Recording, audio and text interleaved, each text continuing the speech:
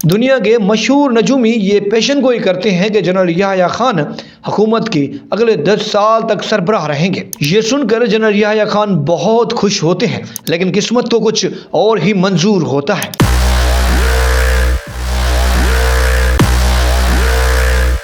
General صاحب اگلے کچھ دن بھی نہیں ٹک پاتے۔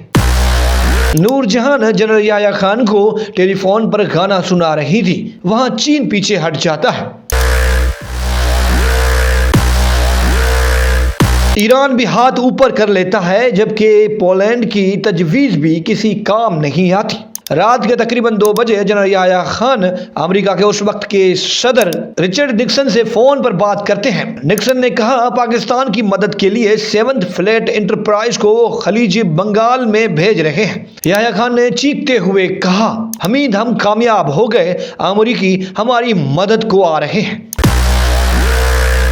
پاکستانی جنرل اور دیگر فوجی افسران امریکی بحری بیڑے کا انتظار کرتے رہے، لیکن سکوت ڈھاکہ تک اس امریکی بحری جہاز کا کوئی پتہ تک نہیں چلا۔ پوری جنگ کے دوران پاکستانی فوج کے تینوں ونگز میں کوئی ہم آہنگی نظر نہیں آ رہی تھی۔ حالات اتنے خراب ہو چکے تھے کہ پاکستانی نیول چیف کو کسی کارروائی یا حملے کی اطلاع تک نہیں دی جا رہی تھی۔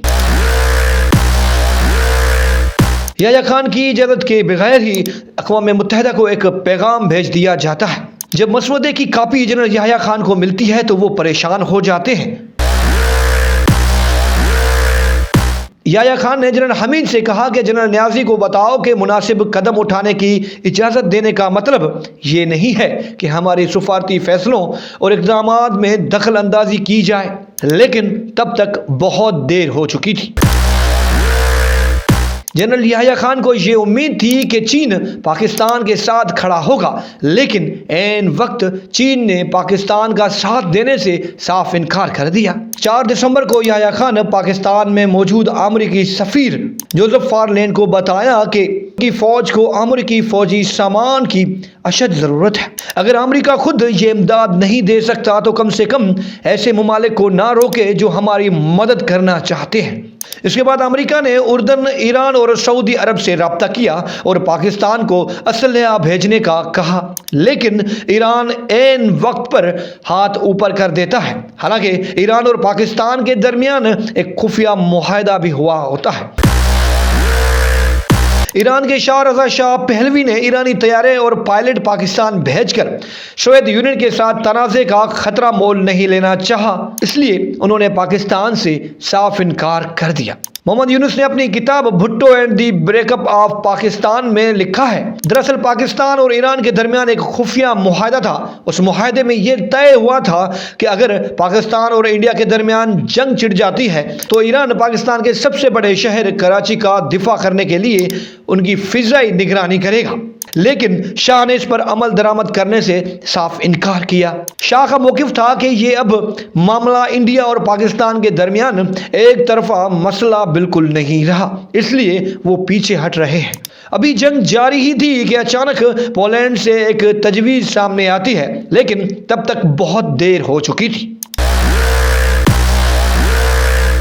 6 دسمبر کو انڈیا بنگلہ دیش کو باضابطہ طور پر ایک آزاد ملک تسلیم کر لیتا ہے۔ پاکستان انڈیا کے ساتھ تمام سیاسی تعلقات منقطع کر لیتا ہے۔ انڈین فضائی مغربی سیکٹر میں اپنے حملے تیز کر دیتی ہے، جس سے جنگ مزید بھڑک اٹھتی ہے۔ یہاں اقوام متحدہ کی مداخلت بھی کام نہیں آتی۔ سلامتی کونسل میں جنگ بندی کی بہت سی تجاویز پیش کی جاتی ہیں، لیکن سوویت یونین ان سب کو ویٹو کر دیتا ہے۔ وقت گزرتا جا رہا تھا اور مشرقی پاکستان میں شکست صاف نظر آ رہی تھی۔ یحییٰ خان نے ذوالفقار علی بھٹو سے فون پر رابطہ کیا، جو کہ نیو یارک میں پاکستانی وفد کی قیادت کر رہے تھے۔ جب یحییٰ خان ذوالفقار علی بھٹو سے فون پر رابطہ کرنے میں کامیاب ہو گئے تو بھٹو نے جواب دیا، آپ کی آواز نہیں آ رہی۔ یحییٰ خان بار بار اپنی بات دہراتا رہا، لیکن بھٹو کی جانب سے ایک ہی جواب آ رہا تھا، کیا کہہ رہے ہیں، مجھے کچھ سنائی نہیں دے رہا۔ پھر ٹیلی فون آپریٹر مداخلت کرتا ہے، بھٹو کو کہتا ہے لائن تو صاف ہے، جس پر بھٹو چلا اٹھتے ہیں اور اس آپریٹر کو کہتے ہیں اپنا منہ بند رکھو۔ اس سے پہلے کہ پولینڈ کی تجاویز پر غور کیا جاتا، 16 دسمبر کو پاکستانی فوج ہتھیار ڈال دیتی ہے۔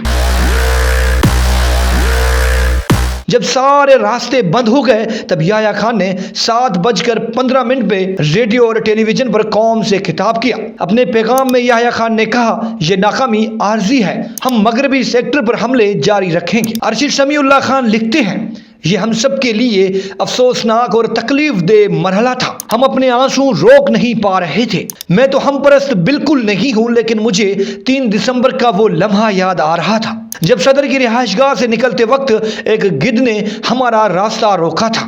شاید وہ ہمیں بتا رہا تھا کہ اس جنگ میں جانا فضول ہے، اس میں پاکستان کی شکست ہی شکست ہے۔ لیکن اس کے باوجود یحییٰ خان نے کوئی بات چیت نہیں کی۔ نتیجہ پاکستان کا مشرقی حصہ پاکستان سے ٹوٹ کر الگ ہو گیا۔